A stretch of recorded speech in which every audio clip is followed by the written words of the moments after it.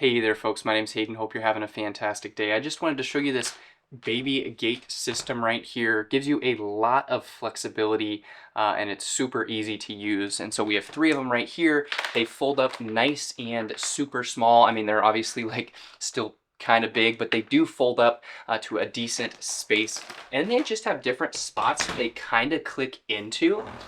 So they're not like super heavy click, but they'll click into a spot. And so you can create all sorts of different shapes with this, depending on what you want. And then it's super, super easy to push this button right here and then take off different sections. And so depending on how many you want on, you just pull them back together. And so we could take this entire other section of three, pull it together, make a nice big circle for, you know, the kids to play in, that kind of thing.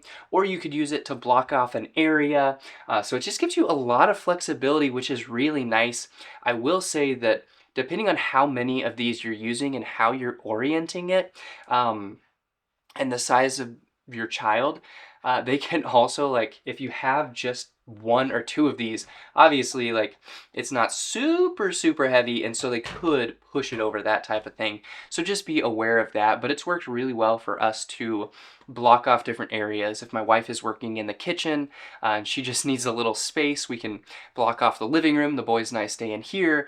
Or at times we have used this entire thing to kind of corral one or both of our kids and say, okay, you play in there for a little bit. Sometimes we even use it to keep our boys apart. Maybe Everett, the older son that we have, is playing with something that we don't want Miles to mess with, that kind of thing.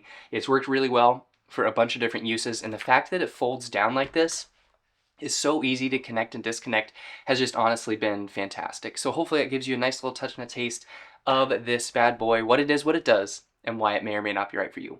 Thanks.